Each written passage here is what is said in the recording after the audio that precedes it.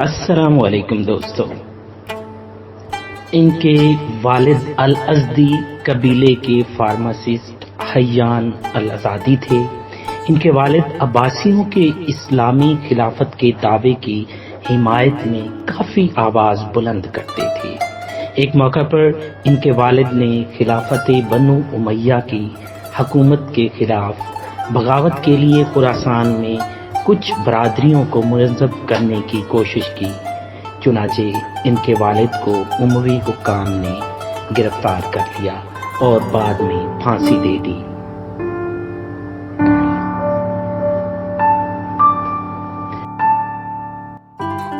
اپنے والد کی وفات کے بعد یہ اور ان کا خاندان فرار ہو کر یمن چلا گیا، جہاں ان کو ایک ممتاز عالم حربی الحمیری کی دیکھ بھال میں رکھا گیا۔ ان کو اسلامیات، کیمسٹری، کیمیا اور ریاضی سمیت بہت سے مضامین میں تربیت دی گئی۔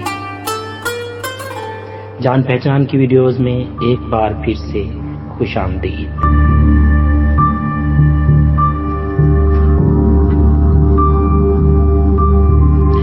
دوستو، آج ہم ابتدائی کیمسٹری میں سب سے زیادہ بااثر شخصیات میں سے ایک جابر بن حیان، جسے گیبر کے نام سے بھی جانا جاتا ہے، پر ایک نظر ڈال کر کیمسٹری اور کیمیا کی دلچسپ دنیا میں غوطہ لگا رہے ہیں۔ انٹروڈکشن۔ جابر بن حیان، جنہیں مغرب میں اکثر گیبر کے نام سے جانا جاتا ہے، ایک کثیر المدح انسان تھے، جنہوں نے کیمسٹری، کیمیا، ایسٹرالوجی اور فلسفہ سمیت مختلف شعبوں میں اہم خدمات انجام دیں۔ انہیں اکثر کیمیا میں ان کے قائدانہ کام کی وجہ سے فادر آف کیمسٹری بھی کہا جاتا ہے، جس نے جدید کیمیا کی بنیاد رکھی۔ جابر 721 عیسوی کے آس پاس توس، فارس، جو کہ موجودہ ایران میں پیدا ہوئے، اور 815 کے آس پاس انہوں نے وفات پائی۔ انہوں نے کیمیا، کیمسٹری، فلکیات، انجینئرنگ، جیولوجی اور فارمیسی میں اہم خدمات انجام دیں، اور ان کے کاموں نے اسلامی دنیا اور یورپ دونوں میں ان علوم کی ترقی میں دیر پا اثرات چھوڑے۔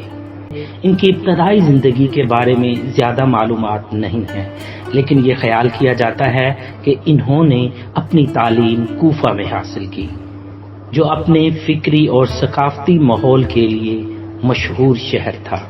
اس عرصے کے دوران انہوں نے ممتاز اسکالرز کے ماتحت تعلیم حاصل کی۔ زیادہ تر مورخین کا کہنا ہے کہ وہ کوفہ، موجودہ عراق منتقل ہونے سے پہلے خراسان کے علاقے میں پیدا ہوئے تھے۔ دوسروں کا کہنا ہے کہ وہ موجودہ شام میں پیدا ہوئے اور بعد میں خراسان منتقل ہو گئے۔ ان کے والد عباسیوں کے اسلامی خلافت کے دعوے کی حمایت میں کافی آواز بلند کرتے تھے۔ ایک موقع پر ان کے والد نے خلافت بنو امیہ کی حکومت کے خلاف بغاوت کے لیے خراسان میں کچھ برادریوں کو منظم کرنے کی کوشش کی، چنانچہ ان کے والد کو اموی حکام نے گرفتار کر لیا اور بعد میں پھانسی دے دی۔ جیسے جیسے وہ بڑے ہوتے گئے، جابر مختلف علماء اور اماموں کے ماتحت تعلیم حاصل کرتے رہے۔ مثال کے طور پر انہوں نے شیعہ امام جعفر صادق سے کچھ تعلیم حاصل کی، جن کے عباسیوں کے ساتھ مضبوط تعلقات تھے۔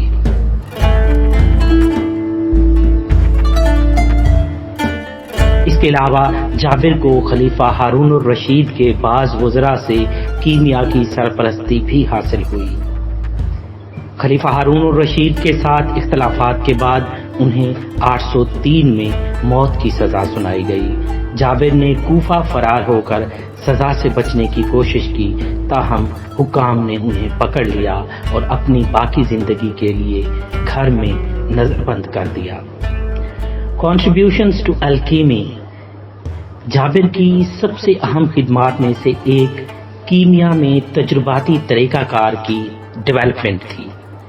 جابر نے کیمیکل پروسیس میں ایکسپیریمنٹس کی اہمیت پر زور دیا۔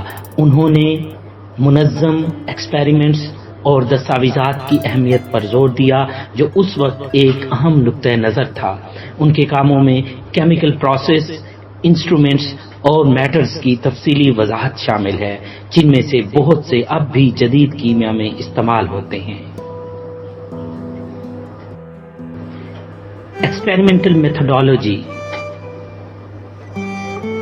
انہیں کرسٹلائزیشن، ڈسٹریلیشن، کیلسینیشن، اعلیٰ درجے اور بخارات جیسے طریقوں کو متعارف کرانے کا سہرا دیا جاتا ہے، اور انہوں نے جدید کیمسٹری کی بنیاد رکھنے کے لیے ان ٹیکنیکس کا استعمال کیا۔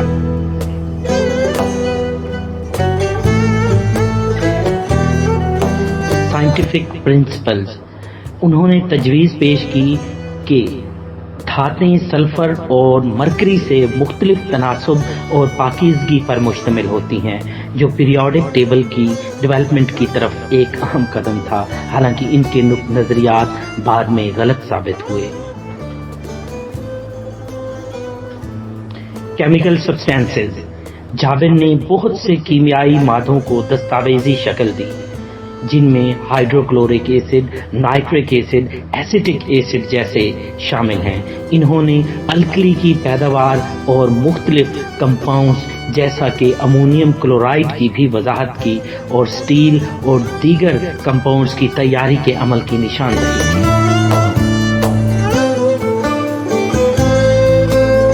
اس نے مختلف قسم کے لیبارٹری انسٹرومنٹس کو بہتر اور ایجاد کیا، جیسے ایلمبک، جو کیمیا اور کیمیا کی ترقی میں اہم بن گیا ہے۔ جابر کو ایکوا ریجیا نامی مادہ ایجاد کرنے کا سہرا دیا جاتا ہے، جو سونے کو تحلیل کرنے کے لیے استعمال ہوتا ہے۔ اسلامی اسکالر اور کیمسٹ نے نائٹرک ایسڈ اور ہائیڈروکلورک ایسڈ کو ملا کر یہ مادہ حاصل کیا۔ دیگر کیمیائی مادے جو انہوں نے دریافت کیے ان میں سٹرک ایسڈ اور ٹارٹیرک ایسڈ شامل ہیں۔ اس نے شراب بنانے کے عمل کی باقیات سے موخر ذکر مادہ حاصل کیا۔